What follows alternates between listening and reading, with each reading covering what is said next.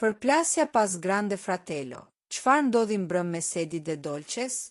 Mbrëmja e djeshme u shoqërua me debate dhe tensione të forta gjatë ballafaqimit të shumëpritur mes Eduard Kuçit dhe Dolces. Pas kthimit të kësaj të fundit nga eksperienca në Grande Fratello në Itali, raporti i tyre duket se ka pësuar një krisje të ndjeshme.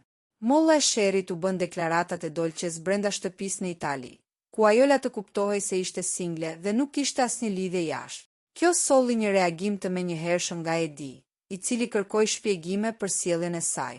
Edi u shpreh hapur i zhgënjur, duke e pyetur drejt për drejt: "Pse kjo ftohtësi ndaj meje që kur u ktheve?"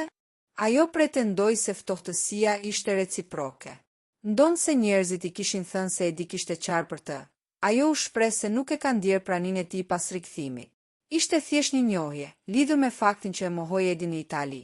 Dolce u justifikua duke thënë se nuk u detyroi llogari banorëve atje dhe cilësoi raportin me Edin thjesht si një njohje, duke i ulur dozat e seriozitetit. Ky ballafaqim tregoi se pritshmëritë e tyre janë të ndryshme.